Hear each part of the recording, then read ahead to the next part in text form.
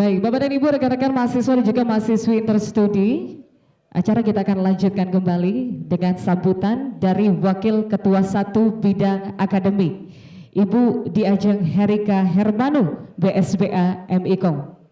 Kepada Ibu Ajeng kami persilahkan.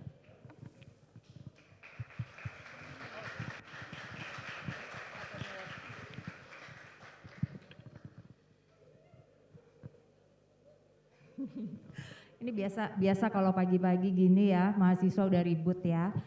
Sebenarnya mahasiswa ribut karena kita terlalu senang ya punya acara. Iya, terlalu senang bahwa di kampus ini pagi-pagi sudah ada pakar-pakar hebat yang akan men-share ilmunya kepada kita semua, teman-teman. Assalamualaikum warahmatullahi wabarakatuh. Ingin mengucapkan selamat datang kepada Bapak Hannibal dari Pipa Mas beserta teman-teman tim, kemudian Bapak-Bapak narasumber serta Bapak moderator. Mengucapkan juga terima kasih atas kehadiran para struktural, pengurus di Komite Interstudi, kemudian Bapak Ibu dosen yang terhormat, juga mahasiswa yang saya cintai tapi dari tadi berisik loh ini kayaknya ya. Bisa oke teman-teman, baik. Sebelumnya Bapak Hannibal dan teman-teman, saya ingin menyampaikan permohonan maaf. Saya izin membuka masker sebentar. Ingin menyampaikan permohonan maaf dari Bapak Ketua Komite Interstudi yaitu Pak Prof. Martani bahwa beliau tidak bisa hadir hari ini karena kebetulan sedang ada acara yang lain di luar. Beliau menyampaikan salam hormat dan mengucapkan banyak terima kasih atas kegiatan yang diadakan hari ini, Bapak. Baik, tentunya saya tidak akan berpanjang-panjang. Kembali lagi pertama adalah ucapan terima kasih dengan adanya kegiatan ini, maka kami jadi tahu, jujur saja saya sendiri kalau bicara di komunikasi gitu ya, sebenarnya siapa sih yang bisa berhak untuk mendapatkan subsidi bensin ya, yang selama ini saya pun bolak-balik kalau ngisi bensin ada aja mobil-mobil mewah gitu yang akhirnya parkir untuk mengisi subsidi, mengambil bensin di yang subsidi gitu. Dan ini teman-teman mahasiswa mohon ya setelah ada acara ini kalian bertugas untuk mengkomunikasikan tentunya kepada masyarakat. Ya, siapa sih sebenarnya yang berhak untuk mendapatkan subsidi dari BBM yang kemarin ribut-ribut naik nih? Nanti yang bicara adalah pakar-pakarnya. Saya hanya mengucapkan selamat datang, ucapan terima kasih. Semoga acara ini tidak hanya berhenti sampai di sini ya, Pak Hannibal dan Bapak-bapak. Saya harap berikutnya kita akan terus ada kegiatan ini karena ini akan menambah ilmu bukan hanya untuk mahasiswa tapi untuk kami juga para dosen, Bapak-bapak. Baik, ini saya agak aneh sedikit karena biasanya pembicara ada ibu dan dari tadi saya harus ngomong bapak terus bapak gitu ya. Tapi seru gitu dari tadi ini beliau berempat di depan ini yang saya tunggu-tunggu untuk segera duduk di sini supaya kita segera bisa mendengarkan arahan atau sharing yang sangat bermanfaat untuk kita semua. Sekali lagi saya ucapkan terima kasih, selamat datang, semoga menjadi manfaat bagi kita semua. Wassalamualaikum warahmatullahi wabarakatuh. Waalaikumsalam warahmatullahi wabarakatuh. Terima kasih Bu Ajeng, salah satu dosen kebanggaan saya juga. Kebanggaan kita semua tentunya ya. Baik, Bapak dan Ibu, rekan-rekan mahasiswa dan juga mahasiswi Interstudi ya. Kita sudah tidak sabar ya untuk sharing-sharing ya. Kalau begitu langsung saja ini adalah puncak acara kita yang kita sangat nantikan yaitu Pipa Mas Energy Talk BBM Pertalite untuk siapa ya. Baik, pasti kalian udah gak sabar ya kan. Langsung saja kalau begitu kita sudah bersama dengan moderator kita. Saya akan serahkan kepada moderator kita kali ini yaitu Bapak Rudi Andanu selaku moderator kita hari ini. Silakan Bapak. Terima kasih.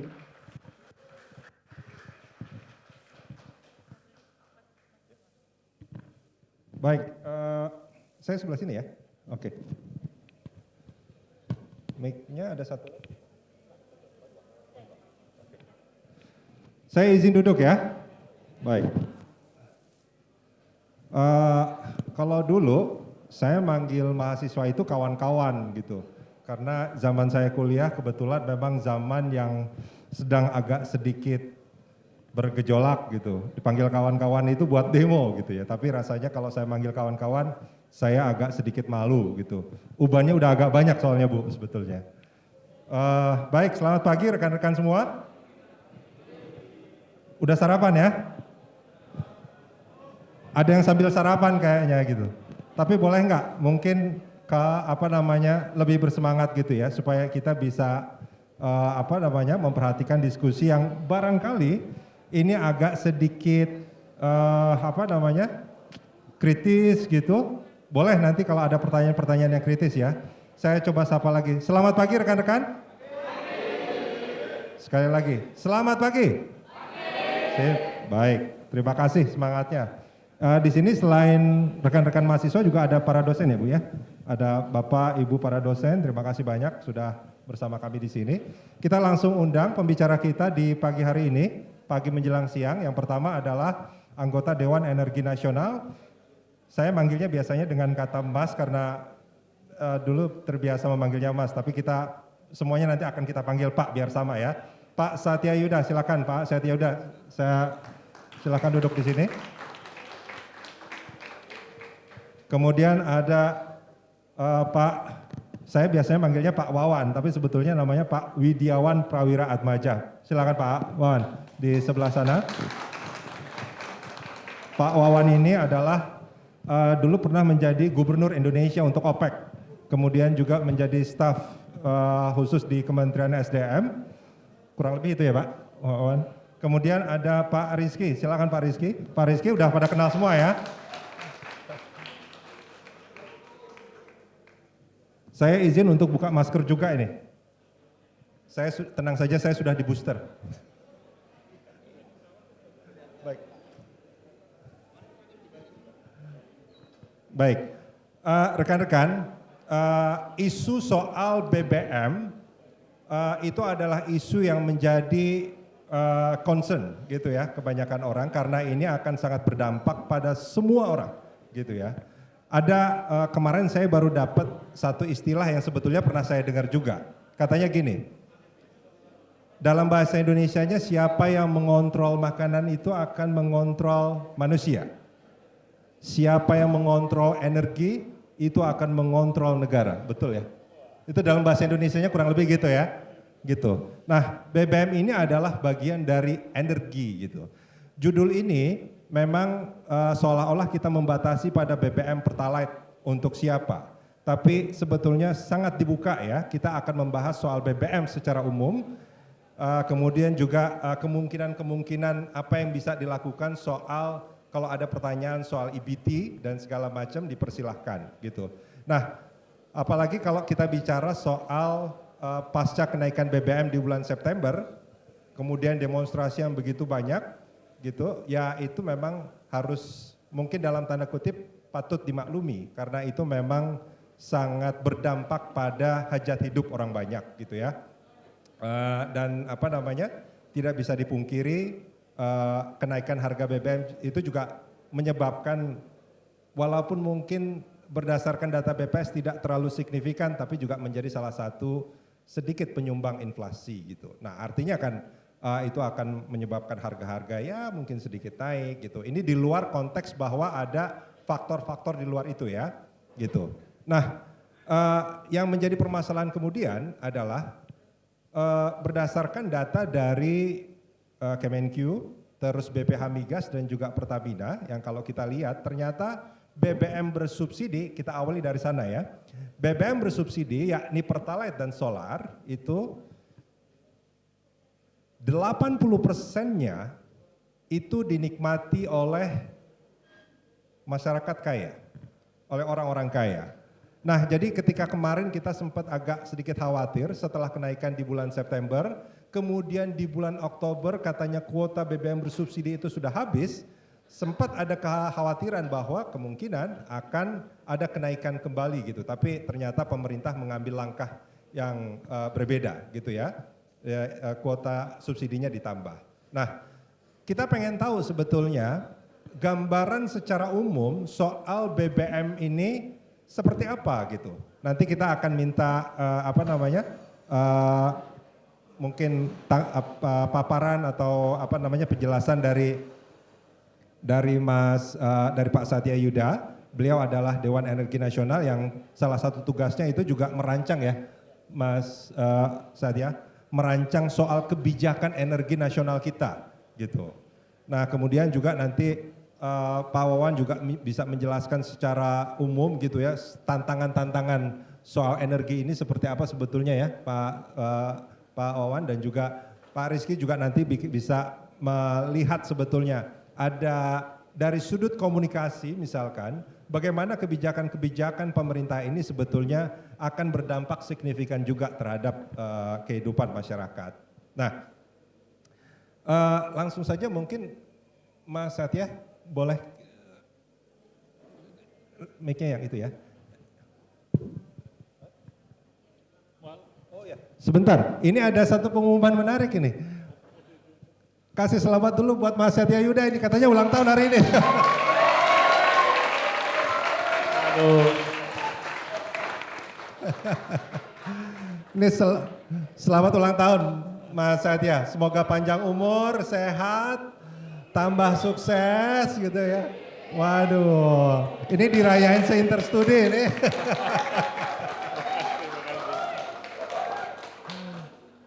Oke, baik. Mas Satya, waktu dan tempat disilahkan. Ini rekan-rekan, kalau ada pertanyaan yang paling kritis gitu ya, boleh ya, gitu ditanyakan ke nanti ke Pak Satya, ke Pak Wawan dan juga Pak Rizky. Silakan, waktu dan tempat. Terima kasih. Saya jadi nggak enak nih kalau tahu-tahu ada yang ngucapin ulang tahun. Terima kasih. Kebetulan nama saya Satya Widya Yuda, memang saya kebetulan lahir bertepatan dengan Hari Pahlawan. Makanya namanya di nama Satya, kira-kira begitu. Terima kasih sekali. Mas Rudi, terima kasih waktunya dan juga kesempatan yang diberikan, dan juga tentunya teman-teman atau adik-adik yang lagi belajar di Interstudi. Maka pada hari ini nanti saya dengan Pak Wawan dan Mas Rizky bisa memberikan informasi tentang apa sih yang menjadi problematika di dalam BBM kita ini, ya. Karena banyak sekali mahasiswa yang selalu mempertanyakan apabila ada satu kebijakan yang pada dasarnya dianggap merugikan masyarakat, baru muncul gitu. Tetapi perlu mengetahui latar belakang ya mengenai bahan bakar minyak ini. Saya ingin mengacu kepada Undang-Undang Dasar kita, pasal 33, ya, bahwa kekayaan alam itu dikuasai dan digunakan untuk kemakmuran daripada rakyat. Intinya demikian. Sehingga komoditas-komoditas yang dikonsumsi oleh masyarakat yang betul-betul mempengaruhi hajat hidup orang banyak, itu diatur oleh negara. Jadi Bapak Ibu sekalian atau teman-teman semua adik-adik, apabila BBM itu ada komponennya yang ditentukan oleh negara, itu esensi daripada Undang-Undang Dasar 45 itu. Maka di awal saya katakan bahwa komoditas-komoditas penting yang menyangkut sumber daya alam kita itu diatur oleh negara, sehingga tidak menggunakan hukum ekonomi pasar yang umum. Jadi tidak market ekonomi. Cara berpikirnya begitu, harus ada intervensi daripada pemerintah. Nah, ini bermula dari kenapa harga BBM itu ya, kalau kita merujuk yang lama-lama, harus ada persetujuan antara pemerintah dengan DPR. Maka mahasiswa yang protes larinya ke DPR. Ya, karena mereka dianggap sebagai penentu akhir dari kebijakan yang diambil oleh pemerintah. Hanya beberapa waktu belakangan DPR mengatakan hak itu diberikan penuh oleh pemerintah. Sehingga pemerintahlah yang mengotak-atik, dia mengumumkan tanpa harus persetujuan daripada DPR. DPR hanya menyetujui waktu itu adalah besaran daripada subsidi yang dibutuhkan. Nah, tapi mekanisme daripada kenaikannya sudah diserahkan pada pemerintah. Nah, ini semua tidak lepas daripada cara negara untuk melindungi rakyatnya, di mana sebuah komoditas yang penting yang mempengaruhi hajat hidup orang banyak ditentukan oleh negara. Tidak hanya BBM, seluruh komoditas sumber daya alam kita begitu dikonsumsikan di dalam negeri diatur oleh negara. Saya selalu di dalam beberapa kali berkunjung gitu ke luar negeri, mereka selalu mengkritisi kenapa nggak menggunakan market ekonomi ya supaya timbul satu kompetitif environment yang bagus. Ya selama kita masih ada Undang-Undang Dasar 45 Pasal 33, ya kewenangan memang ada di negara.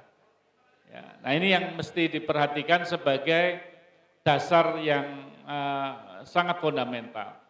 Pertanyaannya adalah kenapa BBM yang lain mendekati harga keekonomian? Ya, memang karena BBM itu jenisnya banyak, ya, maka ada satu jenis yang dilindungi oleh pemerintah. Ya kalau dulu mulai premium tuh dilindungi oleh pemerintah. Pertamaxnya enggak, Pertamaxnya diserahkan kepada mekanisme pasar begitu ya, walaupun penentuan harganya tetap mendapatkan keputusan daripada menteri. Namun demikian mereka melakukan kenaikan atau penurunan itu lebih fleksibel. Tetapi begitu berbicara premium, maka keberadaannya 100% di tangan pemerintah. Nah, setelah premium sedikit demi sedikit tidak ada di pasaran karena kita pengen yang lebih bersih, ya, dari RON 88 menjadi RON yang lebih tinggi, maka bergeserlah dari premium itu kepada Pertalite. Ya. Nah, pertanyaannya adalah apakah ada aturan ya yang mengatur tentang penjualan kepada publik pengganti daripada premium. Ini rupanya belum. Jadi teman-teman adik-adik semuanya belum ada. Karena di Perpres 141 2016 itu masih memberikan skala prioritasnya kepada premium. Sementara kalau Pertalite itu termasuk jenis BBM penugasan khusus yang mereka apabila ada selisih dibayar oleh negara tidak dalam bentuk subsidi tetapi dalam bentuk kompensasi.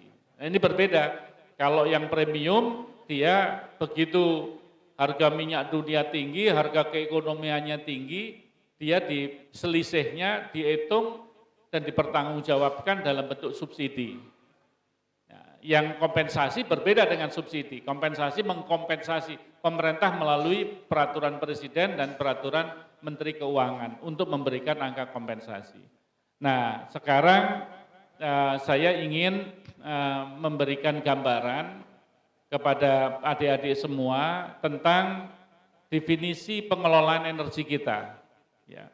Di dalam mengelola energi itu ada yang dimaksud dengan kemandirian energi.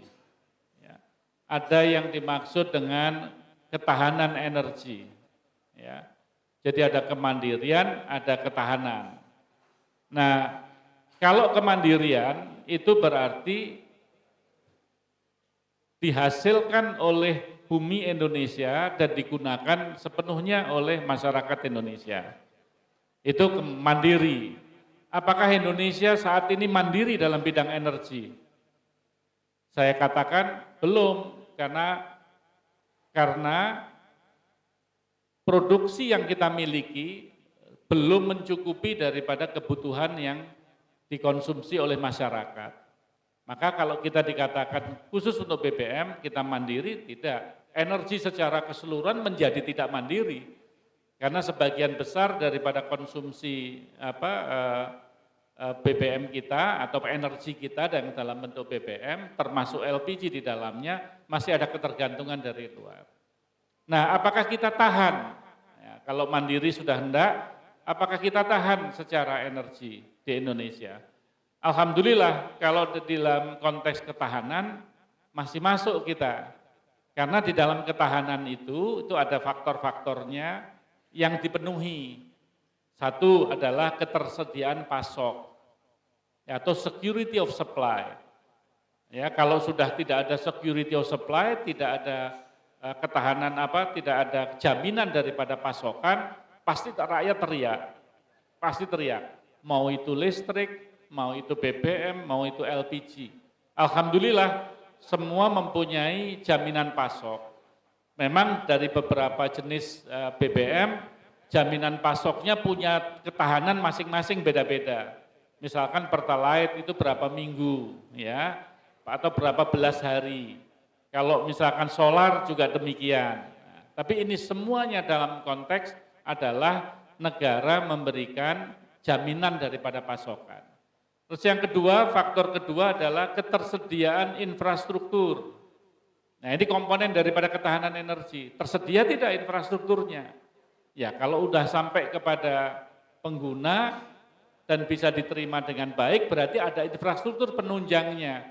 Baik itu yang mengangkat BBM itu dari pulau satu ke pulau lainnya, dari proses penghilangan satu ke penghilangan yang lain hingga sampai ke distribusi, ya itu membutuhkan semua infrastruktur, ada infrastrukturnya.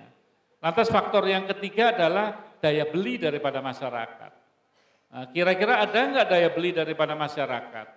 Ya pemerintah mengukur kemampuan daripada daya beli masyarakat, sehingga mereka mematok harga. Jadi kalau kita masih menggunakan referensi harga premium saat itu ya, dan belakangan ini menjadi Pertalite, itu dihitung. Apabila tidak dihitung dengan cermat, maka akan timbul inflasi di beberapa daerah. Akhirnya negara juga mencoba di harga berapa yang kira-kira inflasinya terendah untuk masyarakat. Nah itu yang dimaksud dengan kemampuan daya beli dari masyarakat. Yang keempat adalah apakah pengelolaannya memperhatikan lingkungan. Ya, jadi supaya tidak melakukan perusakan lingkungan. Ya, atau prosesnya itu menjadi environmentally friendly. Jadi kalau ada 4 faktor ini dipenuhi, maka kategorinya adalah kita tahan. Ya, di Dewan Energi Nasional kemarin mencoba di tahun 2020 itu mengukur skala ketahanan kita dari 0 sampai 10. Kita di angka 7 dari sisi ketahanan. Namun waktu itu saya masih belum terpilih sebagai anggota Dewan Energi Nasional. Nah, di periode Dewan Energi Nasional yang baru 2021 sampai dengan tahun 2025 nanti kita tambahkan tidak bisa lagi mengukur ketahanan itu secara agregat nasional. Karena apa? Karena Indonesia terdiri daripada banyak kepulauan. Jangan sampai kita bilang ketahanan energi kita itu 7, di angka 7 dari skor 1 sampai 10, nggak taunya masih banyak yang tidak listriknya tidak terjamin, BBM-nya tidak nyampe ke sasaran. Maka cara mengukur ketahanan energi itu akhirnya kita klaster menjadi region-region. Region 1 misalkan Sumatera sampai Jawa Barat, nanti region 2 Kalimantan dan lain sebagainya. Region 3 demikian. Nah dengan demikian mencerminkan betul bahwa pengukuran kita mencerminkan geografis daripada negara Indonesia. Dan nanti kita tidak perlu mengatakan harus secara umum. Mungkin kita bisa katakan ketahanan energi kita di region 1 bagaimana, di region 2 bagaimana, region 3, supaya masyarakat nanti di saat mereka diumumkan itu mereka merasa, oh ya betul, memang di tempat kami tahan. Tapi apakah hal ini tahan di pulau-pulau yang terpencil di daerah Maluku sana? Mungkin mereka komplain, Pak, listriknya nggak ada, ya boro-boro BBM-nya bisa nyampe tepat waktu, nah, sehingga tidak mencerminkan kan angka 7 tadi. Nah, itu kita lakukan revisi. Jadi saya ingin mengulas ada ketahanan, ada kemandirian. Nah, yang terakhir yang sering dibicarakan kedaulatan. Ya, kedaulatan ini diskusinya panjang sekali. Bagaimana kita mendefinisikan bahwa kita berdaulat dalam bidang energi. Ya. Ada yang berpikir dari sisi kedaulatannya itu merujuk kepada hukum. Di setiap kontrak-kontrak yang dilakukan, dikerjasamakan dengan pihak lain, baik itu asing ataupun juga domestik, keberadaan negara harus di atas. Ya, di dalam pengelolaan sumber daya alam kita. Itu baru kategorinya, wah kita berdaulat. Ya, karena apa? Boleh dikelola oleh mereka. Tetapi cadangan itu bukan milik mereka, mereka bisa mengelola cadangan milik negara. Nah itu termasuk kategori-kategori kita berdaulat. Gitu. Maka adik-adik semuanya kalau ditanya apakah kita mandiri di bidang energi, apakah kita tahan mempunyai ketahanan energi atau kita berdaulat dalam bidang energi, paling tidak pagi ini bisa mendapatkan masukan dan bisa membedakan. Ya. Nah sehingga komponennya apa saja yang kita diskusikan di dalam 3 hal ini. Salah satunya adalah BBM ini. Maka ada BBM, kalau di Dewan Energi Nasional ya, kita mengklasifikasikan 3 komponen besar yang mempengaruhi langsung hajat hidup orang banyak. BBM, LPG, listrik, 3 itu. Maka di dalam Perpres 41 tahun 2016, itu kita mempunyai peraturan presiden yang menyangkut tentang kondisi krisis dan darurat energi. Perpres, yang kemarin rame karena permennya baru aja diterbitkan ya seminggu yang lalu. Nah, orang nanya, Pak kok keluar permen, apakah Indonesia sudah dalam keadaan krisis nih Pak? Ya, banyak pertanyaan wartawan ke saya katakan loh itu perpresnya sudah tahun 2016, ya Perpres 41 2016, di mana di dalam kondisi krisis dan darurat, nah ini adik-adik harus tahu apa definisinya. Jadi kalau definisinya krisis itu berarti jaminan pasoknya nggak ada. Itu krisis. Misalkan ya SPBU tahu-tahu tergenang air kayak di daerah NTT beberapa waktu lalu, banjir segalanya. Jaminan pasok untuk menuju kepada SPBU itu terganggu, ya kan? Jaminan pasoknya, maka dia masuk ke dalam kategori krisis, kurang, tidak ada. Nah, tetapi kalau infrastrukturnya juga ikut terganggu, itu dikatakan darurat. Jadi kebanjiran tadi itu juga termasuk kategori dia dalam keadaan darurat. Ada kilang di Cilacap yang di mana di Balongan yang meledak kemarin, itu infrastruktur kan? Infrastruktur terganggu harusnya masuk di dalam keadaan darurat. Nah, kita mencoba dengan Perpres 41 ini mengajari agar pemerintah daerah atau BUMN berani mengatakan bahwa kita dalam kondisi krisis atau kita dalam kondisi darurat, bukan berarti untuk selamanya. Jadi kita announce, tetapi satu saat juga kita akan cabut kondisi itu apabila sudah berfungsi secara normal. Mungkin itu Mas Rudi ya, siapa konteksnya di dalam kita diskusi mengenai BBM, nah nanti insya Allah bisa dilanjutkan oleh Pak Wawan dan Mas Rizky untuk lebih detailnya lagi. Terima kasih. Assalamualaikum warahmatullahi wabarakatuh. Waalaikumsalam warahmatullahi wabarakatuh. Ini menarik sekali ya. Ini kalau soal krisis dan darurat, Dewan Energi Nasional itu sebetulnya juga bertanggung jawab untuk membuat langkah-langkah ya. Oke, nanti akan kita bahas di di sesi tanya jawab nanti ya. Sebetulnya tadi agak sedikit menarik. Saya belum membuka Q&A ya, belum membuka pertanyaan. Nanti kita sekalian saja. Cuman tadi ada satu hal yang menarik. Ini saya jadikan bridging buat ke Pak Wawan tadi Pak. Ini karena Pak Satya ini dulu kan juga di Komisi 7 kalau nggak salah. Di Komisi 7 terus kemudian di Komisi 1. Jadi paham betul sebetulnya soal undang-undang. Cuma ada satu kata yang menarik gitu ya. Tadi Pak Wawan sebutkan apakah sebetulnya Indonesia itu sudah mandiri. Pernyataan Pak Satya tadi belum. Nah, saya melihat justru gini, jangan-jangan bukan belum, tapi sudah tidak mandiri. Betul nggak Pak Wawan? Karena gini, kalau kita bicara soal Indonesia, koreksi kalau saya salah nanti Pak Wawan, Pak Satya ya, kita itu pernah menjadi produsen minyak gitu kan, kita pernah menjadi bagian dari OPEC gitu. Tapi di tahun 2008 kalau saya tidak salah Pak Wawan kita keluar ya, 2008 atau? Kita nggak pernah keluar, tapi kita bahasanya itu Oh membekukan keanggotaan, oke. Itu, yang pasti gini, bahwa produsen minyak kita, dulu mungkin kita bisa mencukupi untuk kebutuhan konsumsi nasional, tapi sekarang produksi minyak kita itu jauh di bawah kebutuhan konsumsi nasional, gitu ya Pak Wawan ya. Mungkin Pak Wawan nanti akan bisa menjelaskan secara detailnya gimana sebetulnya Pak Wawan, silakan Pak. berdiri ya? Oke. Kayaknya kalau lebih dekat dengan audiens Mestinya kami ini kan interstudi jagoan semua soal komunikasi. Mestinya saya diajarin bagaimana komunikasi yang baik. Ada dosen dan mahasiswanya juga mungkin udah pada jalan. Ini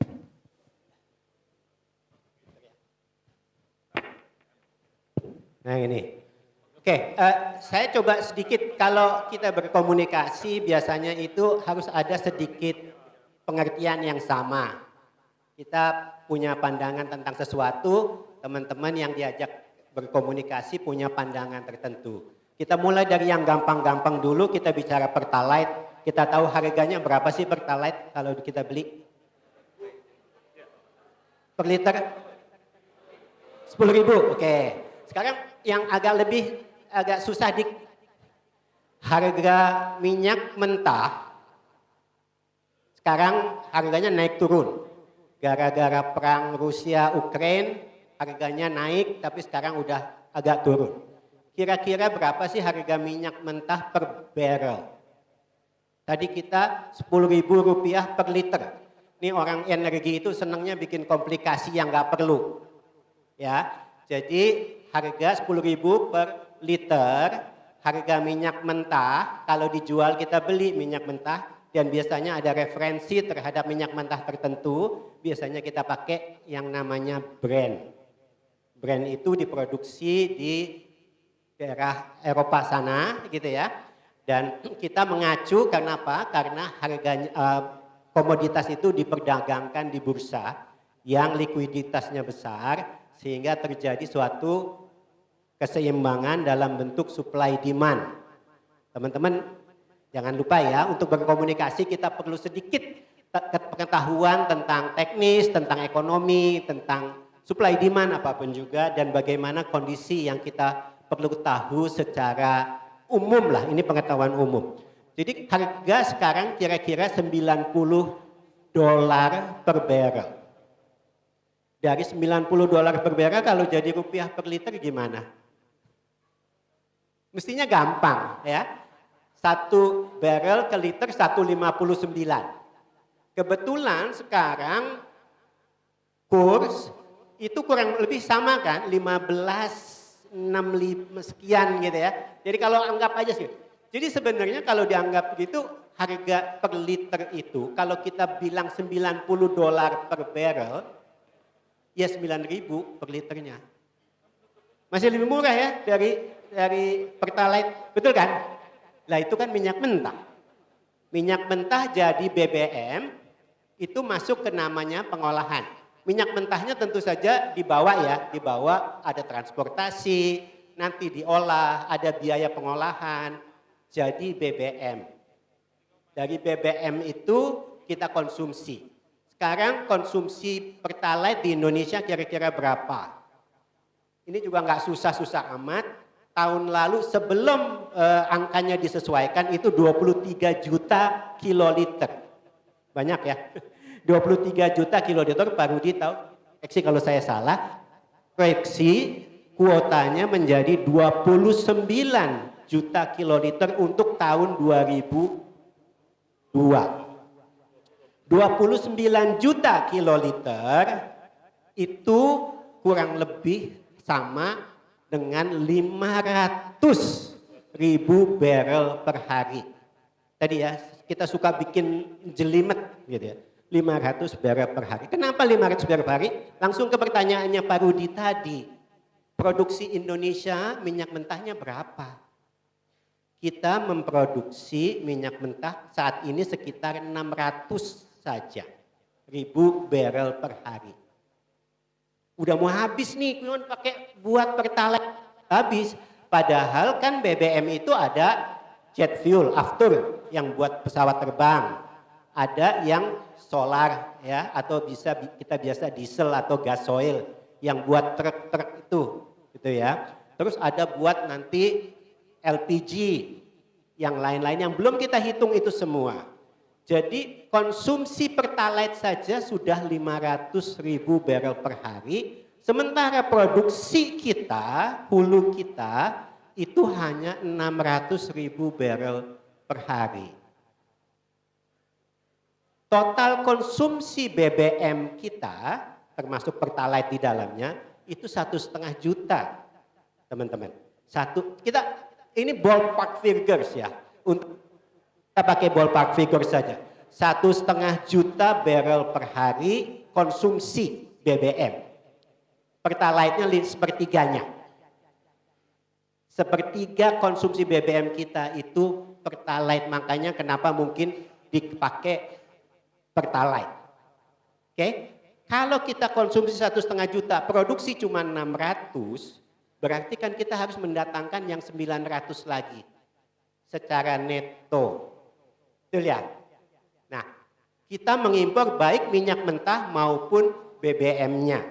Kita punya kapasitas kilang untuk mengolah minyak mentah menjadi BBM sekitar 1 juta. 1 juta. Jadi kalau kita memproduksi 600, 400 minyak mentah harus kita impor. Oke, dari 1 juta itu hasilnya sekitar 700-800 ribu barrel per hari BBM. Kalau kita kurangi 1,5 juta, artinya kita masih mengimpor 700 ribu barrel BBM per hari. Angkanya dapat semua. Ini angka dengan tadi kalau kita mau tahu skalanya dan harganya, value-nya berapa, tinggal dikalikan tadi. Kalau minyak mentah 90, kalau harga BBM tambahin $30 di atasnya.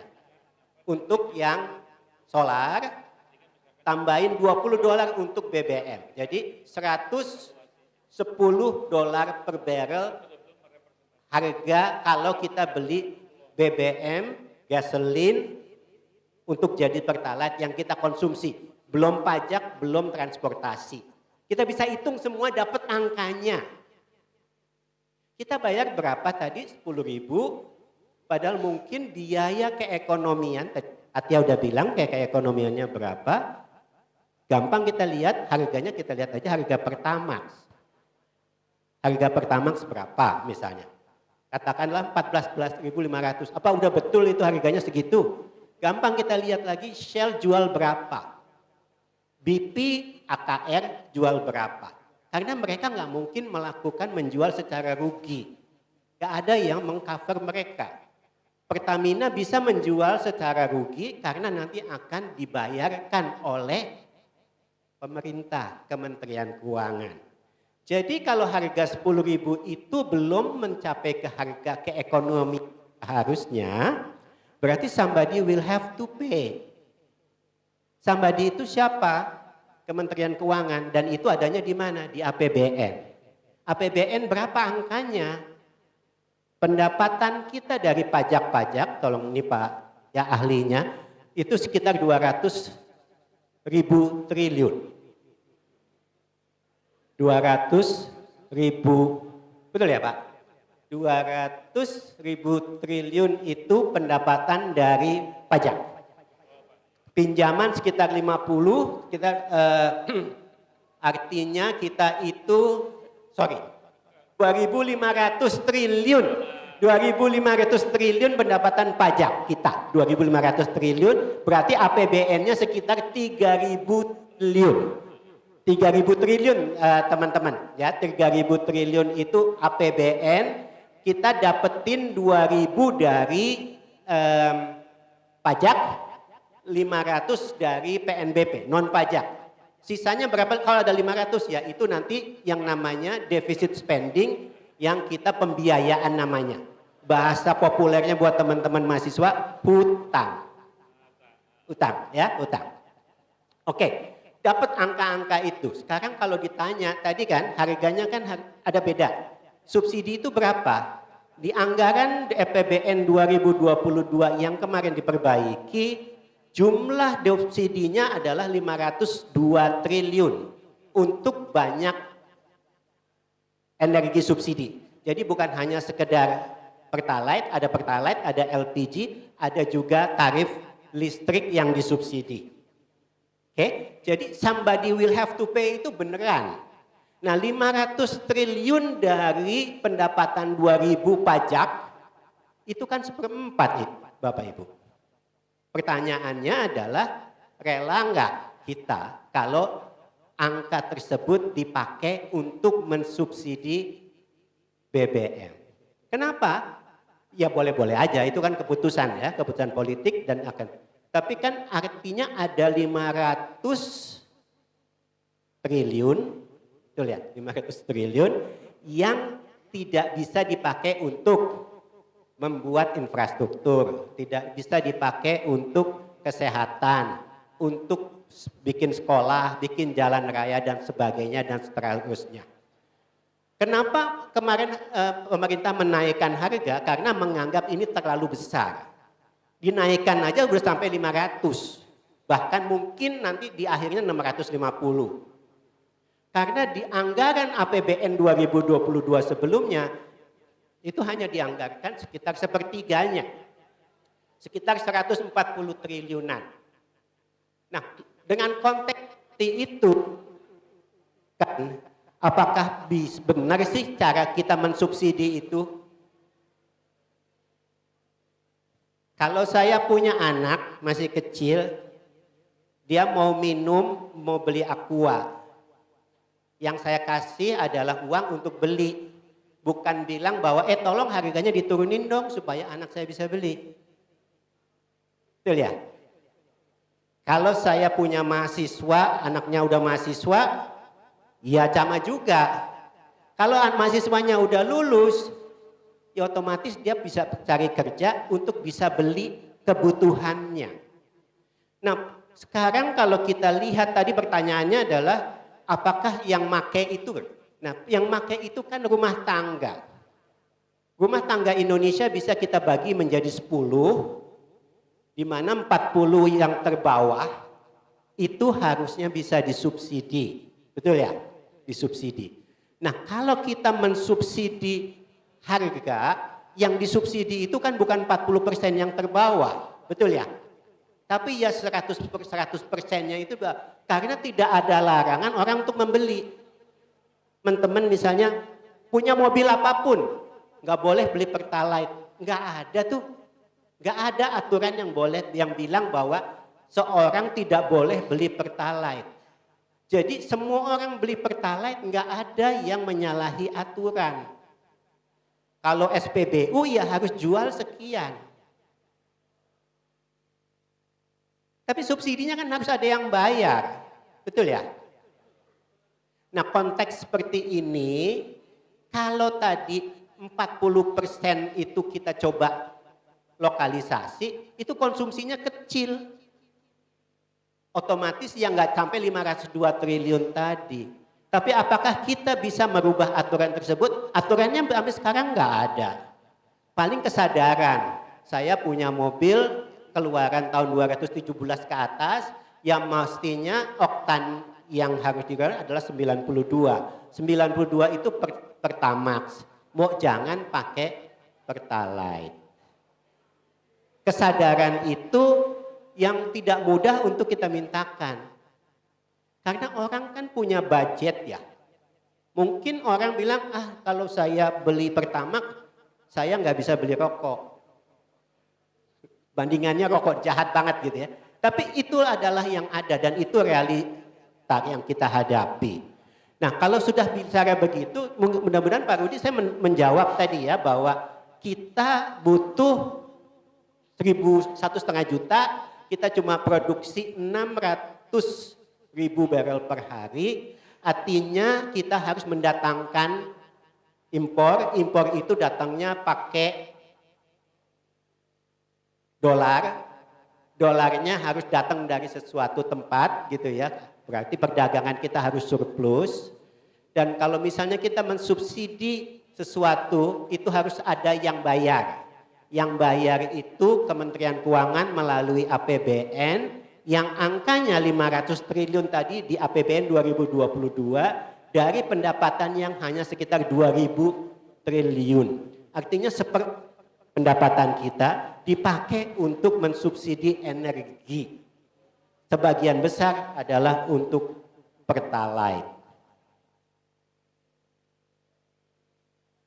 Tinggal memang sekarang apakah keputusan politisnya akan ini kita naikkan harganya, kalau itu kan apa ya? Tidak ada yang salah dengan mensubsidi kepada yang berhak. Kaum duafa, kaum yang miskin dan sebagainya. Tapi kalau orang yang punya berlebih tapi disubsidi, kemungkinan hati nurani kita juga tidak rela gitu ya. Karena kenapa? Karena ada beberapa hal yang seharusnya bisa dipakai untuk yang lain yang jauh lebih bermanfaat, misalnya untuk konstruksi, infrastruktur, kesehatan, pendidikan dan hal-hal lain yang jauh lebih produktif. Demikian untuk sementara, mungkin Pak Rudi. Baik Pak Wawan, tepuk tangan buat Pak Wawan.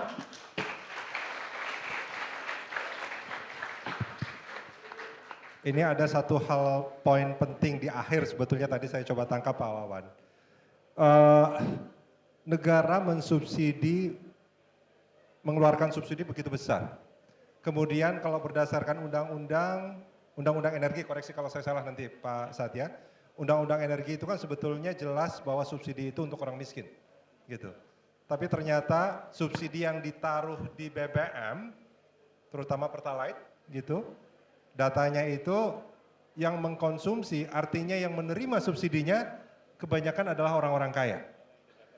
Artinya negara dalam tanda kutip mensubsidi orang kaya. Nah kalau misalkan tadi Pak Wawan bilang berharap nurani untuk bekerja, agak repot tuh Pak. Agak repot gitu berharap nurani untuk bekerja gitu ya. Berharap orang kaya, karena kebetulan memang gini Pak. Saya pernah menyaksikan secara langsung gitu ya. Itu ada antrian sepeda motor agak panjang, kemudian ada antrian mobil hanya satu mobil yang mengisi Pertalite. Kemudian antrian motor ini panjang, masih lama gitu ya. Tiba-tiba datang BMW Pak. Datang mobil BMW. Saya kira mau ngisi Pertamax, saya perhatiin gitu ya. Ngisinya Pertalite juga. Waduh, BMW ngisi Pertalite itu rasanya gimana gitu kan. Nah kemudian itu ada salah satu pengendara motor itu marah-marah gitu. Karena dia merasa subsidi dalam BBM itu adalah hak dia, bukan hak pengendara BBM gitu. Tapi yang dimarahin petugas BBM-nya, petugas SPBU. Kasihan gitu ya. Baik, ini nanti akan menjadi bahan diskusi kita setelah paparan dari Mas Rizky.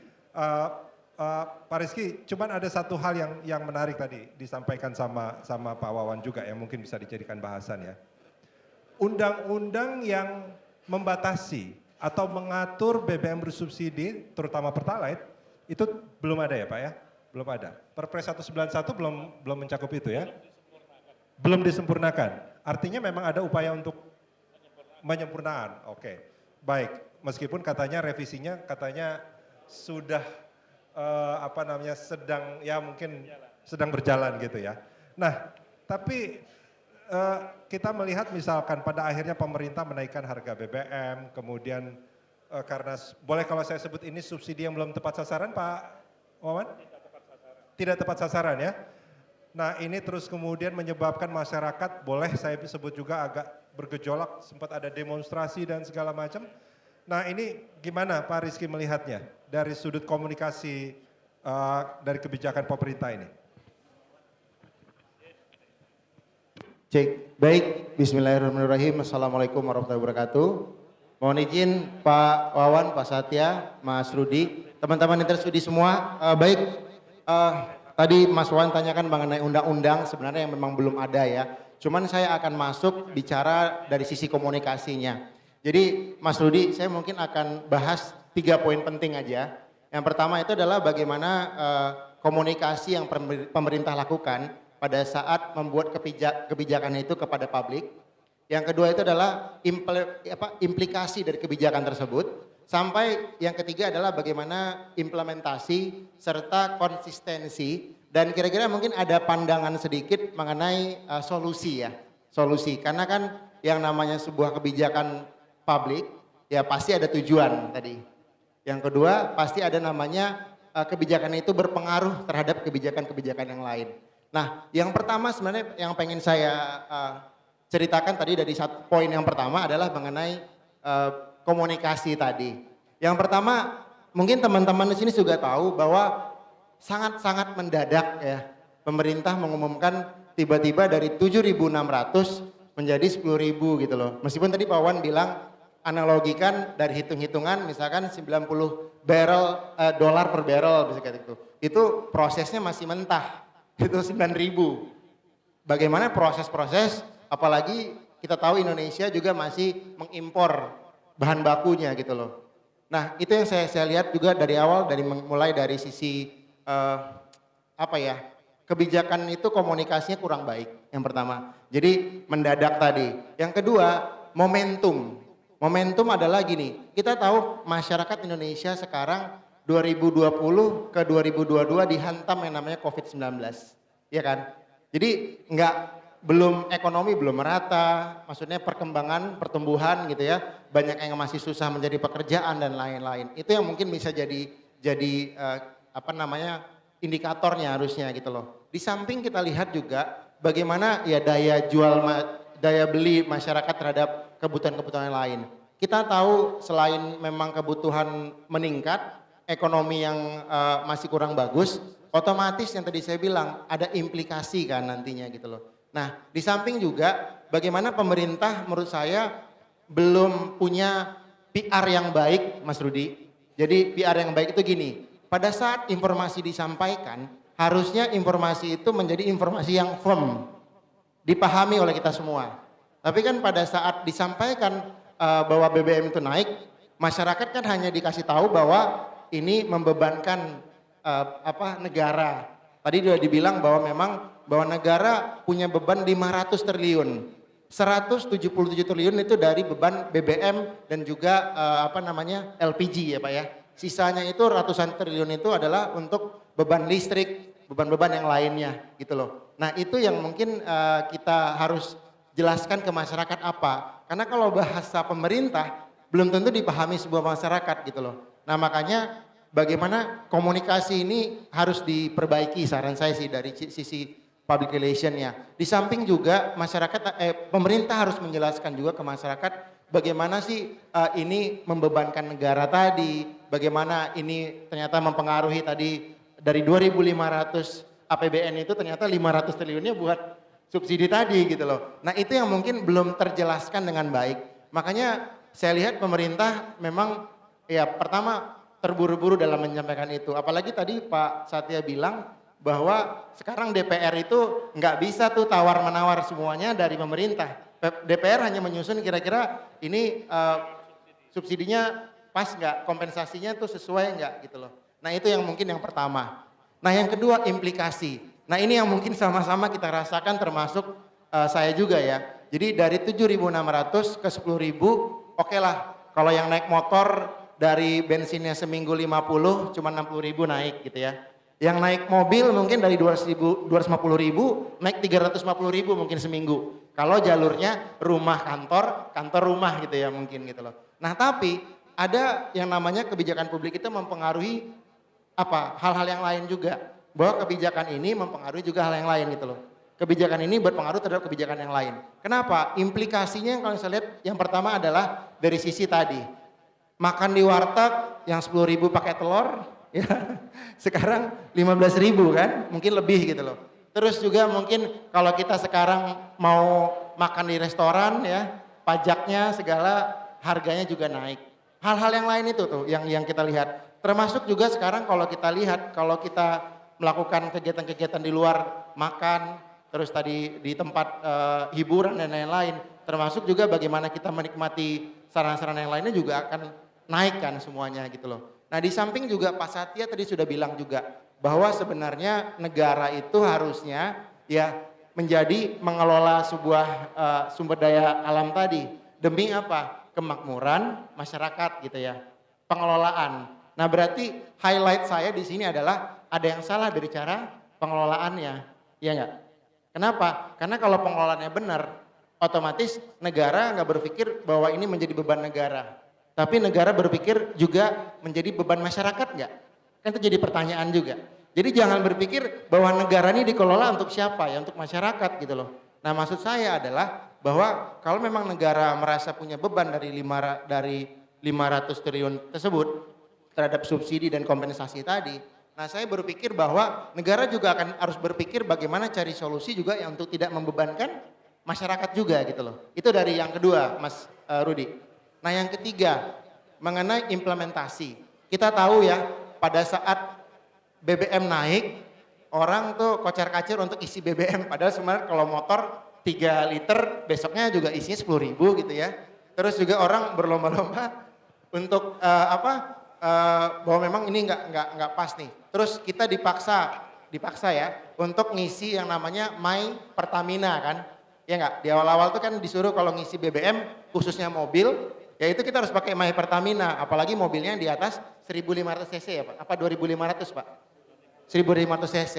Nah kita tahu 1.500 cc itu kan ada yang biasa, ada yang turbo, ya nggak? Juga sekarang mobil-mobil yang bermerek itu juga sekarang mungkin mengeluarkan cc-cc yang kecil-kecil ya. Nah itu juga apakah tepat sasaran gitu loh. Nah makanya kategorisasi Pak, juga saya kritisi mengenai kategorisasi tadi, apakah antara yang mampu nggak mampu itu seperti apa? Itu yang belum jelas. Termasuk tadi Mas Rudi juga bilang bahwa payung hukumnya belum ada ya Pak. Saya juga tadi juga cerita ke Pak Satya bahwa memang payung hukum yang jelas untuk melaksanakan peraturan pemerintah ini khususnya presiden itu belum jelas. Nah makanya lagi-lagi harusnya peraturan diikuti visibilitas untuk mengimplementasikan aturan tersebut. Sehingga kan kesannya dari bulan Juni ya Pak, ke bulan Oktober ini kesannya itu kayak dilempar, ya udah biar pasar atau masyarakat aja yang ngurusin gitu loh. Begitu. Termasuk Mas Rudi yang terakhir, ya mengenai solusi Mas Rudi. Tadi saya bilang bahwa kebijakan publik atau kebijakan di dalam publik itu akan mempengaruhi kebijakan-kebijakan yang lain. Kenapa? Saya lihat. Pertama solusi yang saya lihat dan saya usulkan adalah mengenai transportasi. Apakah transportasi kita sudah bagus? Karena apa? Kalau transportasi umum bagus, otomatis orang akan berkurang menggunakan kendaraan pribadi. Dan itu hanya terjadi di Jakarta baru kan. Di daerah lain belum terlalu maksimal. Nah itu bisa mengurangi yang namanya subsidi tadi, penggunaan subsidi. Tadi datanya adalah Pertalite aja, itu subsidinya kan sekitar 23,8 juta kilo barrel ya Pak.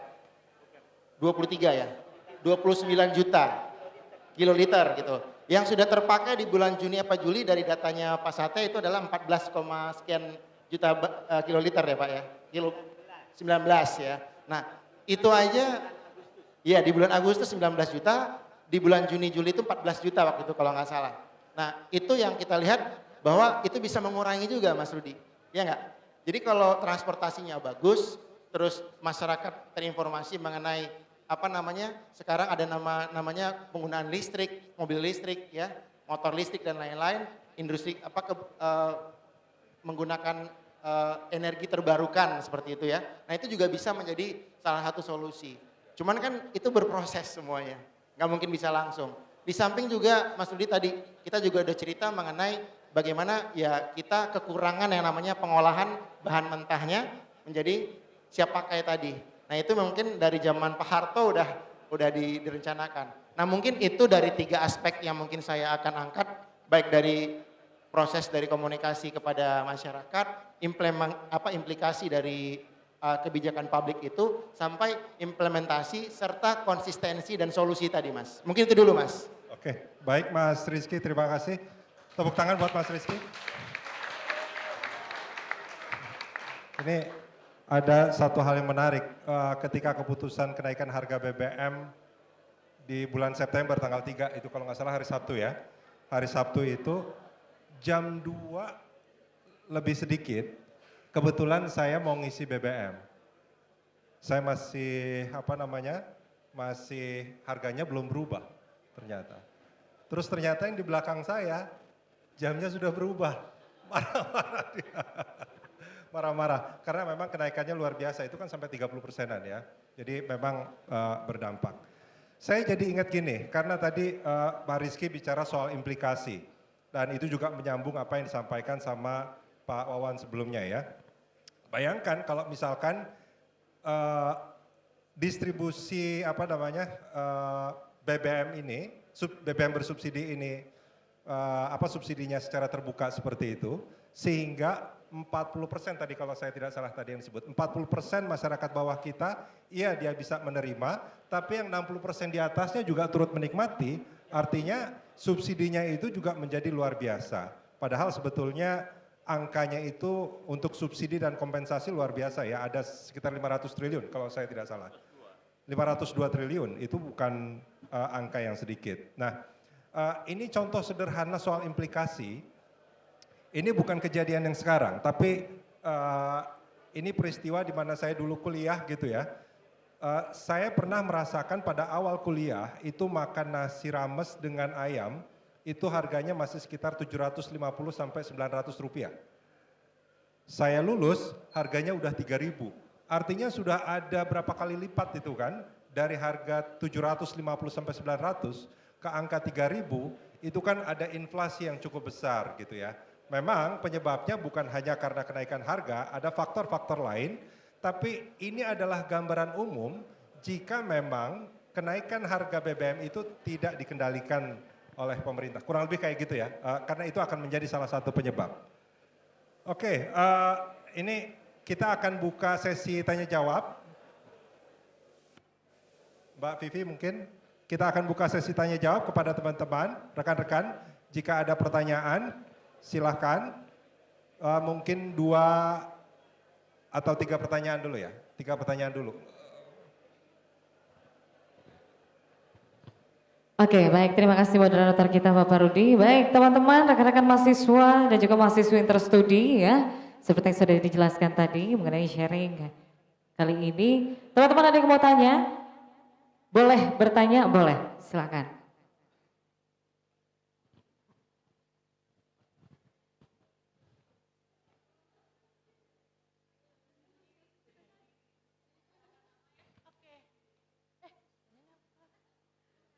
Selamat pagi, Assalamualaikum warahmatullahi wabarakatuh.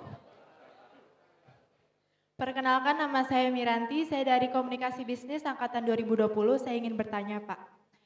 Jadi kan saya selaku mahasiswa pengendara motor juga, yang dimana memakai BBM Pertalite. Nah, beberapa minggu yang lalu saya mendengar berita bahwa ada seseorang di internet yang mengecek RON Pertalite. Yang kita tahu sekarang ini kan RON Pertalite 90 ya Pak. Tapi pas dicek tuh ternyata 88. Kalau misalkan setahunya saya, kalau misalkan makin rendah RON BBM itu makin boros kan bensinnya. Jadi bagaimana ya Pak sebenarnya kinerja Pertalite sebagai BBM yang memiliki RON 90, apakah benar 90? Terima kasih Pak.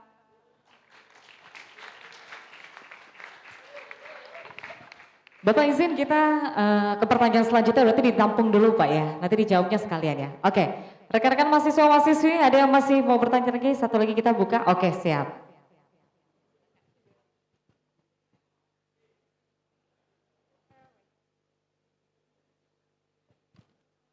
Selamat siang semuanya, saya Maureen Arseli dari Broadcasting Angkatan 2018. Saya ingin bertanya kepada Bapak-Bapak sekalian, pembicara, berdasarkan apa yang sudah disampaikan tadi bahwa negara telah menyediakan subsidi yang besar untuk masyarakat di Indonesia, tapi nyatanya masih ada salah tepat sasarannya, sehingga webinar kita pun adakan sekarang BBM Pertalite untuk siapa. Nah, apa ada rencana pemerintah mencari bahan bakar pengganti, bahan bakar bensin atau solar, ya mungkin semakin ke sini harganya semakin mahal, dan semakin mahalnya itu diikuti dengan bahan pokok yang mahal, listrik yang mahal. Jadi bagaimana tanggapan pemerintah untuk pengganti bahan bakar tersebut? Karena berdasarkan pemaparan juga tadi disampaikan kalau Indonesia dalam hal ekonomi, kemandirian dan ketahanan itu belum sesuai gitu Pak. Terima kasih. Terima kasih, bahan bakarnya diganti sama air Pak. Airnya habis juga. Oke, rekan-rekan mahasiswa juga mahasiswi, masih ada yang ingin bertanya lagi? Bapak coba 2 aja kita ya. Oke, siap. Boleh silakan dijawab Bapak. Saya kembalikan kepada moderator. Terima kasih.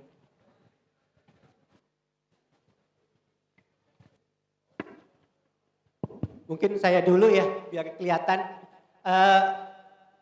Bilangan oktan 90 itu prasyarat. Jadi Pertalite itu minimum oktannya 90. Jadi kalau ada yang menjual angkanya di bawah itu artinya melanggar dia apa namanya itu melanggar hukum. Jadi siapa yang menjual seperti itu bisa dimintakan dituntut gitu ya, bisa diminta juga ganti rugi. Siapa yang bertanggung jawab? Ya SPBU-nya, yaitu yang punya logo. Pertamina harus bertanggung jawab. Jadi semua yang dijual harus sesuai dengan spesifikasi yang ditentukan, di mana untuk Pertalite minimum 90. Nah, Pertamax 92. Jadi kalau misalnya dia jual Pertalite 92, boleh nggak? Boleh. Karena minimum 90. Tapi kalau di bawah 90 itu bisa dituntut, kita bisa minta ganti rugi, baik melalui YLKI layanan konsumen atau langsung juga kepada nah cuman ada sedikit ya, ini teman-teman kan orang ahli komunikasi. Ini powerfulnya netizen. Kadang-kadang kalau orang mau diminta untuk merusak branding seseorang, itu mudah dilakukan kalau hanya begitu ada kejadian seperti itu, kemudian diviralkan. Saya tidak yakin SPBU, apapun juga, Pertamina dan sebagainya, itu menjual di bawah. Tapi kalau ada suatu sampel yang mungkin saja terjadi, mungkin. Tapi kalau kemudian itu digeneralisir seolah-olah semua SPBU menjual di bawah itu, saya rasa tidak mungkin. Tapi itu sudah keburu jadi terkenal seolah-olah SPBU Pertamina menjual kualitas yang tidak baik. Kan akhirnya kejadiannya seperti itu ilmu komunikasinya. Artinya orang komunikasi di Pertamina mungkin sekolahnya nggak di sini. Harus ada bagaimana mengatasi hal tersebut. Gitu ya.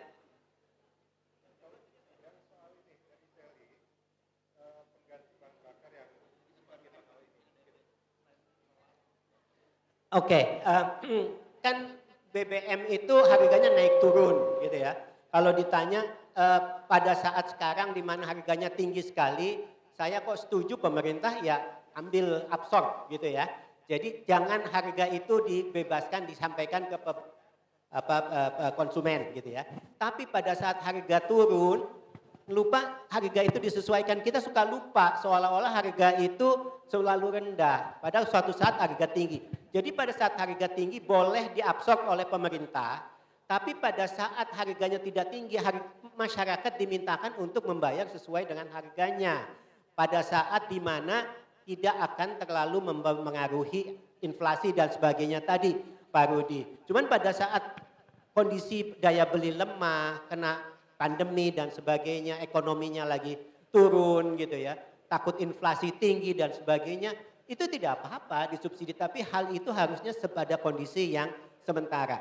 Nah pertanyaannya apakah ada bahan bakar pengganti? Saya kok setuju dengan Mas Rizky tadi bahwa harus ada alternatif. Alternatifnya kalau harga bensin mahal, dia harus bisa naik kendaraan umum yang layak, yang baik, yang bisa membuat mereka cukup nyaman. Nah memang tidak senyaman bawa mobil sendiri, tidak senyaman bawa motor sendiri. Tetapi itu alternatif yang harusnya sebenarnya bisa disediakan oleh pemerintah. Kalau harga lain menurut saya belum ada yang lebih murah dari BBM. Harga bahan bakar nabati itu masih jauh lebih mahal. Makanya subsidinya lebih tinggi. Harga pakai listrik, mobil listriknya masih mahal. Dan kondisi-kondisi itu belum juga umum dan tersedia. Jadi sebenarnya substitusinya dari kendaraan pribadi ke kendaraan umum yang tadi diusulkan oleh Mas Rizky.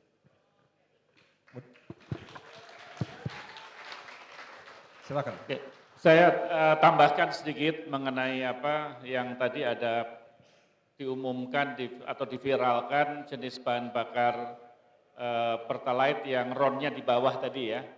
Ini ada dasar hukumnya sebetulnya. Tadi sudah disampaikan sama Pak Wawan. Saya ingin lupa mengenalkan ya. Di dalam jenis BBM itu sesuai dengan peraturan presiden itu ada klasifikasinya. Ada namanya jenis bahan bakar khusus penugasan. Itulah Pertalite. Namanya JBKP, khusus penugasan. Ya, kalau dia RON-nya adalah RON 90 Pertalite. Kalau dia tidak masuk klasifikasi JBKP, dan RON-nya tidak 90, maka Kementerian Keuangan boleh tidak memberikan kompensasi. Ya. Sementara ada namanya jenis bahan bakar atau jenis BBM tertentu. Itu isinya solar ya, atau kerosin dan premium. Jadi kalau sudah solar dan premium yang disubsidi itu tidak dikompensasi tapi sudah masuk dalam klaster subsidi. Tapi kalau yang penugasan khusus itu kompensasi. Nah ini sebetulnya di dalam rangka revisi Perpres 191 2014 itu kita ingin supaya Pertalite itu menjadi bukan JPKP, tetapi masuk kepada JBT, jenis bahan bakar tertentu yang otomatis disubsidi negara, tidak dikompensasi. Ya, tetapi sudah masuk klasifikasi daripada subsidi. Jadi kalau ada yang mengatakan bahwa RON-nya di bawah itu merupakan pelanggaran secara hukum karena mereka akhirnya tidak berhak sebetulnya mendapatkan kompensasi. Yang kedua kita juga jangan dibodohi ya karena untuk mengetes apakah dia RON-nya itu tepat atau tidak itu ada sarana laboratoriumnya. Ya kebetulan saya beberapa waktu yang lalu ada kunjungan kerja di mana di Batam, ya di sana ada satu Pulau Sambu namanya. Nah, di sana ada laboratorium untuk melihat yang kita impor. Yang kita impor masuk ke Indonesia di Teluk Sambu itu dicek betul nggak RON-nya sama atau tidak.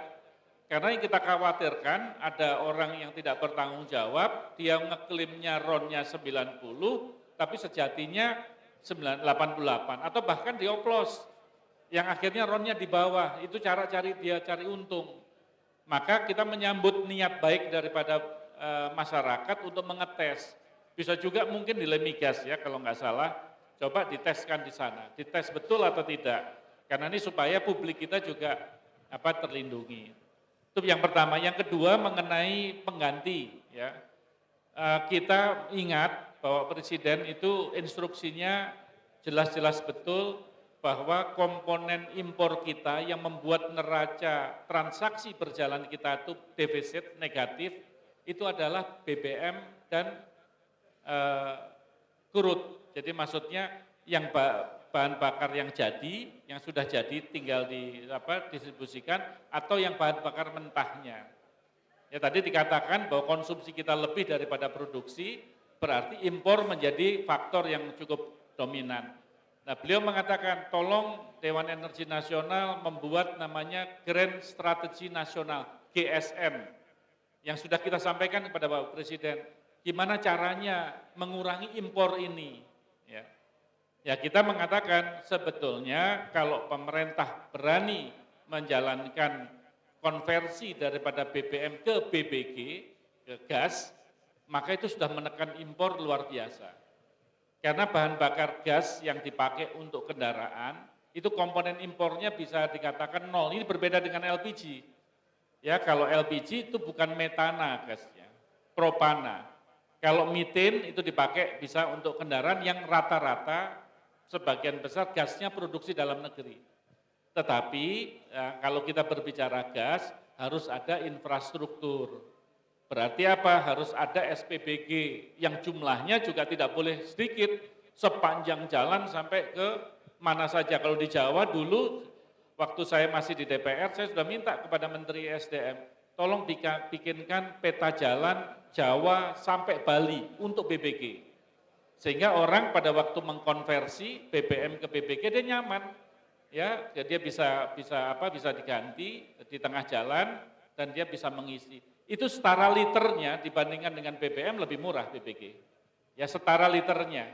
Maka kita kemarin mendorong untuk bahan bakar gas. Nah bagaimana dengan EBT? Tadi sudah dijawab sama Pak Wawan, kalau EBT itu berarti mencampur dengan biofuel di dalamnya. Nah kalau biofuelnya itu masih harganya tinggi, belum bisa ditekan ke bawah, ya sama saja. Kan tujuannya adalah nanti mengurangi impor kan? Mengurangi impor supaya anggaran defisit transaksi berjalan kita tidak defisit. Ya, supaya impor komoditas kita, ekspor komoditas kita betul-betul bisa menciptakan transaksi berjalan kita tidak defisit tapi justru tambah. Ya, nah itu dengan caranya adalah komponen besarnya itu diganti. Nah, yang ketiga itu mobil listrik. Ya, kita mobil listrik memang sekarang lagi dikaji. Indonesia mempengen membetulkan ekosistem daripada mobil listrik. Ya, kalau sudah berbicara mobil listrik berarti ada ketergantungan dengan baterai. Ya, tapi Tesla mengatakan saya nggak perlu menggunakan baterai yang dasarnya dari lithium. Ya, jangan tidak perlu nikel. Dia punya teknologi sendiri. Ya, itulah ekosistem yang dibuat. Nah, di Indonesia juga begitu. Kita di dalam rangka transisi ini ada 3 konsorsium. Jadi ada perusahaan namanya MinID, ada PLN dan Pertamina, itu konsorsium untuk membuat baterai di Indonesia. Yang kemudian hari harusnya bisa lebih murah karena bahan bakunya dari kita. Nah, yang terakhir di dalam EV itu kalau ini ekosistemnya bisa kita kuasai ya, atau kita ciptakan, insya Allah nanti ke depan akan lebih terjamin karena itu kuncinya semua kalau menggunakan energi baru, energi terbarukan, bukan baru ya, energi terbarukan, itu kuncinya adalah baterai. Mau solar, ya panas, matahari, kalau nggak ada baterai ya dia cuma hidupnya antara pagi sampai siang, begitu sore, malam atau hujan, sudah nggak bisa lagi dia berfungsi, kecuali dia punya baterai. Begitu dimasukkan baterai, harga per kilowatt hour-nya udah menjadi tinggi, karena harga baterai masih mahal. Listrik juga demikian. Di beberapa negara mereka hybrid. Jadi kayak di Amerika, di mana di Inggris yang saya pernah tahu, dia menghybrid antara listrik dengan BBM. Di saat mobil baterainya itu habis, BBM-nya jalan sambil ngecas, ngecas dari listriknya tadi. Nah, di saat dia udah full, dia pakai listrik. Nanti dia sehingga dia tidak perlu lagi gonta-ganti baterai karena dia modelnya adalah menggantikan daripada baterai di saat dia habis dengan BBM. Jadi banyak langkah sebetulnya untuk ketergantungan kita kepada BBM yang otomatis itu akan mengurangi defisit transaksi berjalan kita. Mungkin itu Pak, makasih. Baik, tepuk tangan buat Pak Satya. Tinggal sebetulnya kemauan untuk beralih ke sana mungkin nanti yang menjadi persoalan ya Pak Satya. Kita buka sesi pertanyaan berikutnya. Ada pertanyaan lagi? Oke, silakan Mbak Vivi. Ini dulu Pak.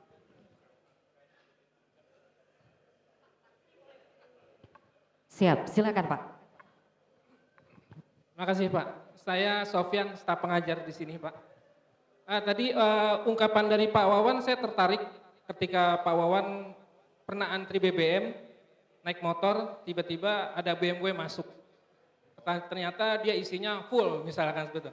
Saya mengalami yang sama Pak, miris saya ngelihat juga seperti itu ya. Ya berarti kan kalau kita lihat di sini kan kita melihatnya perubahan sikap dari seseorang. Karena tujuan komunikasi adalah merubah sikap seseorang. Contohnya PT Kereta Api Indonesia, dulu pelayanannya parah sekali Pak. Bahkan sampai ada naik di atas atap, tidak membeli tiket, pintu diganjel. Saya mengalami hal yang sama seperti itu. Tapi pada akhirnya PT KAI bisa kita lihat pelayanannya luar biasa. Disiplin, penumpangnya beli tiket, tertib, dan tidak ada yang naik di atas atap. Kenapa Pertamina tidak bisa meniru dengan seperti PT Kereta Api Indonesia?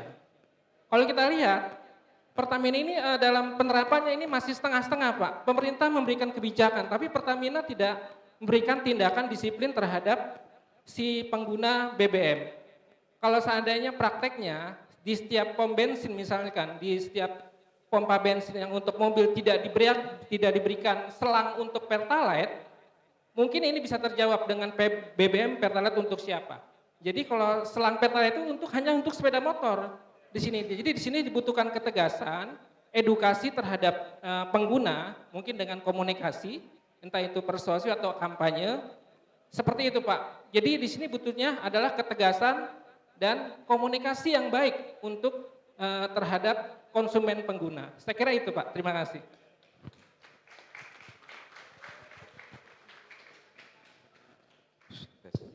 Oke, terima kasih. Saya Ajo dari masyarakat pemerhati energi. Mungkin saya ingin bertanya begini Pak, dari ketiga narasumber, saya gabungkan begini.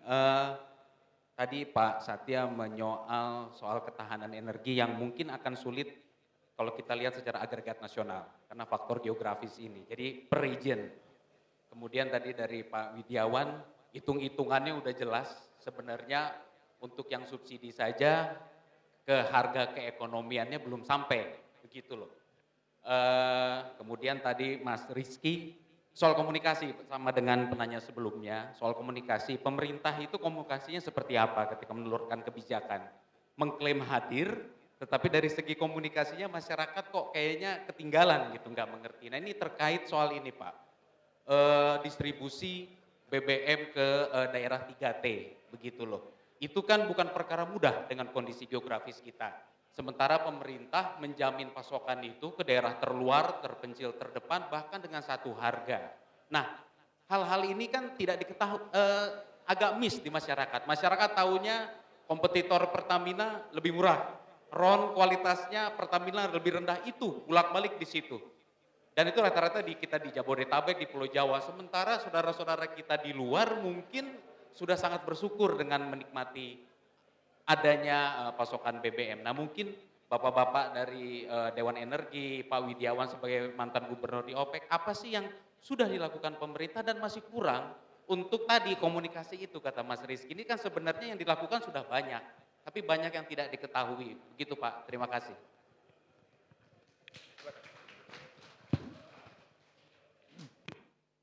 Ya, saya mencoba menjawab karena hal yang sangat penting sekali.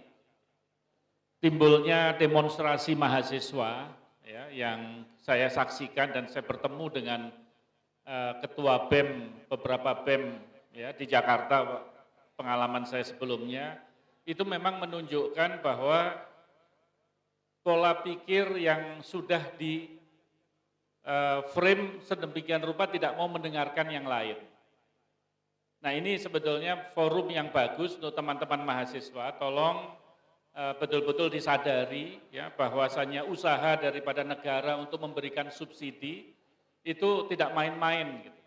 Ya bahkan walaupun sekarang boleh kita kritisi subsidi tidak tepat dan lain sebagainya, tetapi subsidi itu ada. Jadi subsidi tidak ada hanya karena subsidi itu ada, masyarakat tidak merasakan sehingga dengan pola distribusi yang bebas, sehingga orang yang tidak berhak masuk di dalamnya. Nah ini yang sebetulnya tolong betul-betul teman-teman mahasiswa, mari kita kritisi ya supaya berujung kepada subsidi itu menjadi tepat sasaran. Dulu kita berpikir ya pada waktu pemerintahan Pak Jokowi tahap pertama, sekitar 1 tahunan gitu, kita mengatakan bahwa subsidi kita alihkan. Subsidinya hilang tidak, kita alihkan langsung kepada masyarakat supaya dia tetap. Sementara masyarakat pengguna BBM-nya itu dia menikmati harga yang hampir mendekati harga keekonomian. Diatur oleh pemerintah per 3 bulanan, dievaluasi bisa naik, bisa turun. Itu maksudnya apa? Supaya mereka yang beli bensin itu mempunyai tanggung jawab bahwa harga bahan BBM itu bukan bahan bakar minyak, tapi bahan bakar mahal. Ya harus menyadari itu dulu gitu. Kalau sekarang kan tidak dimanjakan begitu. Nah maka adik-adik semuanya tolong kalau mengkritisi dilihat daripada sejauh mana upaya daripada negara untuk melindungi masyarakatnya. Bahkan sampai yang dikatakan tadi 502 triliun itu yang harus digelontorkan pada tahun 2022 apabila tidak ada kenaikan atau penyesuaian harga seperti yang dilakukan pada tanggal 3 September kemarin. Nah, ini berarti apa? Perilaku, kan tadi saya sepakat sekali, mempengaruhi perilaku. Yang tidak juga kalah penting adalah kita mencoba mengklasifikasikan, Pak, bentuk masyarakat mana yang dianggap mampu dan tidak mampu. Jadi mohon nanti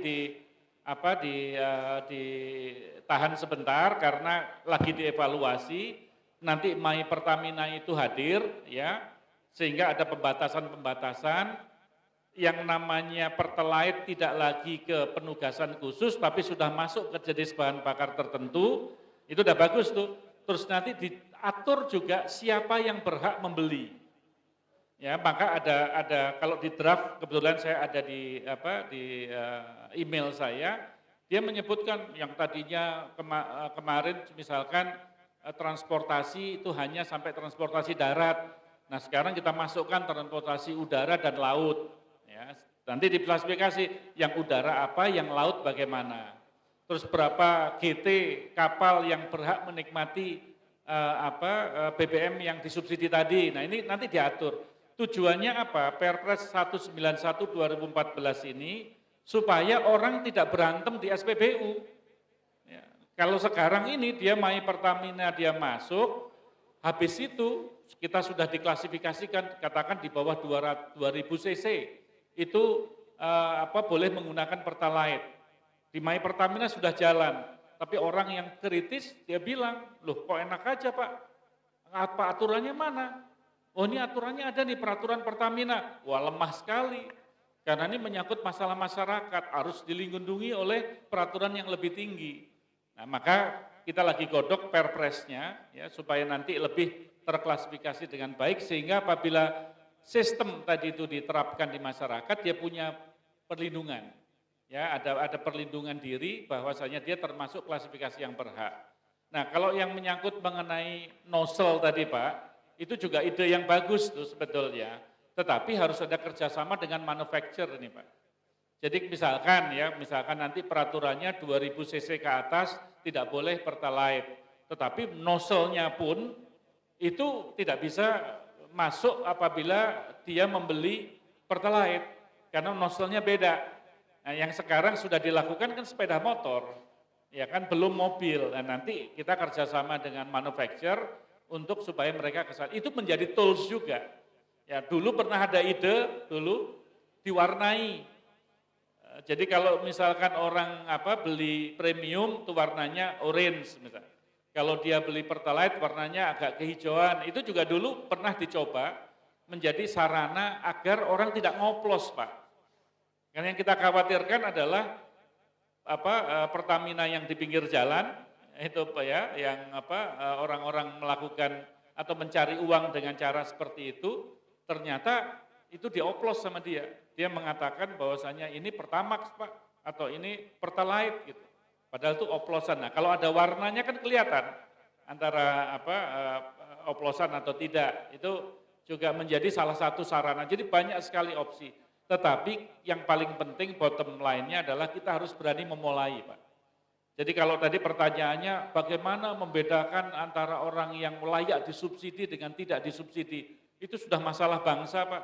Kita memberikan hitungan 450 VA rumah itu adalah layak disubsidi, masih juga ada masukan, Pak ini ada Pak Haji Pak punya 10 kos-kosan, semua 450. Kaya kan sebetulnya Pak Hajinya ini, tapi kok dia menikmati subsidi, ada aja masalah. Begitu kita cek lagi yang 450, yang satu rumahnya pakai lantainya pakai keramik, yang satu masih bata. Tapi yang bata punya kulkas. Nah, ini layak disubsidi enggak? Yang mana yang dilayak ini? Ya, yang pakai keramik atau yang pakai batu bata. Habis itu kita lihat wah yang pakai batu bata aja yang layak. Loh Pak, handphonenya 3 Pak. Coba.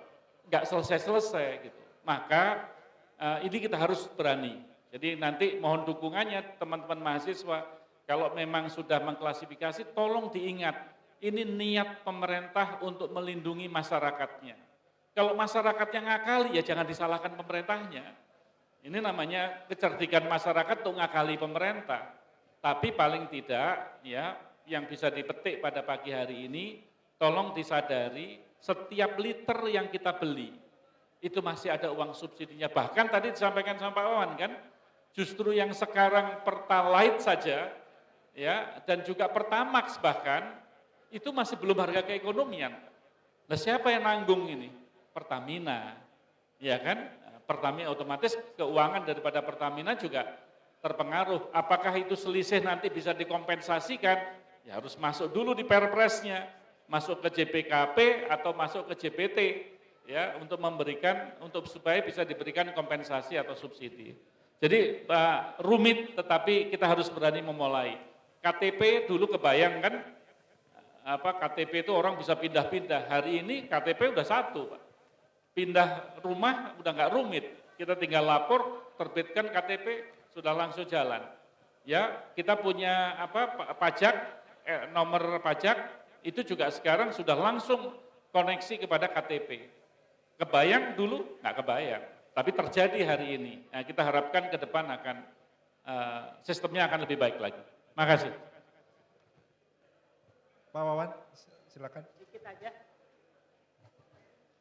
Jadi sebenarnya solusinya itu ada Pak, solusi IT itu sebenarnya bisa. Tinggal bagaimana nanti didukung oleh aturan. Jadi kalau solusi IT itu mau nozzle-nya, mau pakai kita kan Peduli Lindungi aja tiap orang udah punya sekarang. Jadi sekarang orang yang berhak mendapatkan subsidi berdasarkan IT itu, jadi kalau udah itu aturannya mendukung, mestinya jadi itu ada yang jadi tidak diprotes oleh konsumen.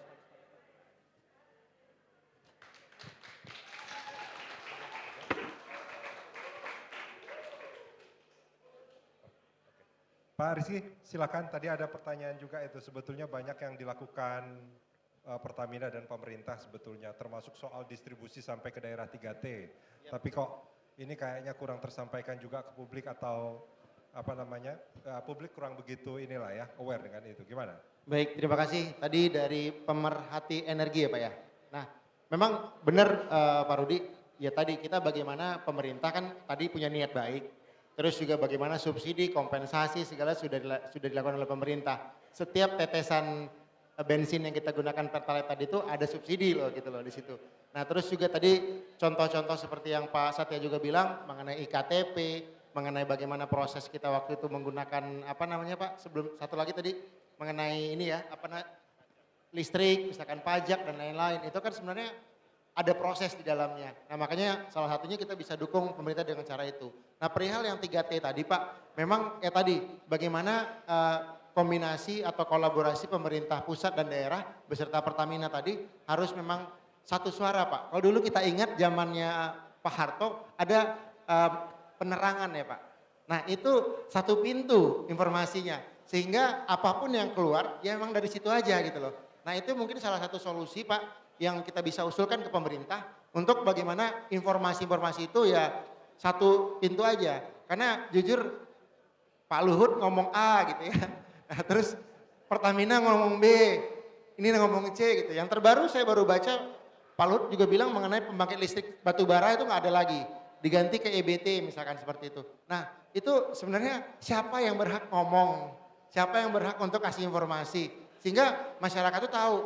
Nah, nggak bingung. Nah, mungkin itu yang perlu diperbaiki dari sisi itu. Kalau dari pandangan saya dari sisi komunikasi ya. Apalagi memang tadi yang dari terjauh, terpencil, terdepan tadi, memang ya perlu perhatian ya Pak ya. Apalagi memang di sana ya kita tahu contohnya Papua aja. Itu kan 1 liternya tuh berbeda sama di Jakarta zaman dulu. Tapi di era sekarang kan sama Pak harganya. Berarti kan ada proses perbaikan di situ.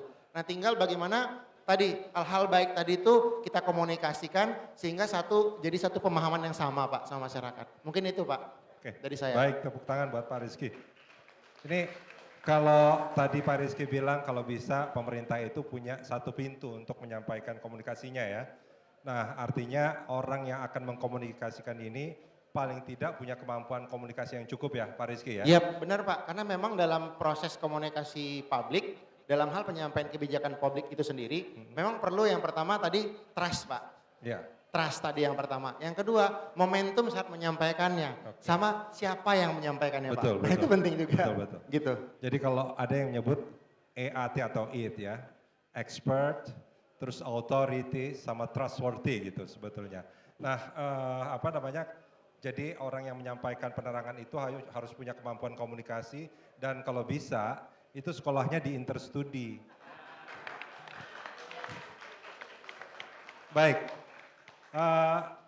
rekan-rekan, kalau boleh itu banyak sekali tadi yang sebetulnya bisa kita simpulkan dari apa yang dipaparkan sama Pak Satya, Pak Wawan dan juga Pak Rizky. Tapi satu mungkin ada beberapa yang disebutkan sama Pak Satya dan Pak Wawan dan juga Pak Rizky. Kalau boleh saya simpulkan, mesti harus ada payung hukum ya untuk berani melangkah. gitu ya. Harus ada payung hukum untuk berani melangkah ke perubahan-perubahan yang mestinya itu mengarah ke satu hal yang lebih baik gitu ya, kurang lebih. Baik, rekan-rekan sekalian, Bapak Ibu dosen, diskusi kita kali ini juga nanti akan bisa disaksikan di YouTube Pipa Mas ya, bisa disaksikan di YouTube Pipa Mas. Ini sebelum kita tutup Mbak Vivi, mungkin ada yang ingin disampaikan? Sekali lagi teman-teman semua mahasiswa dan juga mahasiswa Interstudi tentunya kami ucapkan terima kasih atas kehadirannya ya. Hari ini di Pipa Mas Energy Talk BBM Pertalite untuk siapa?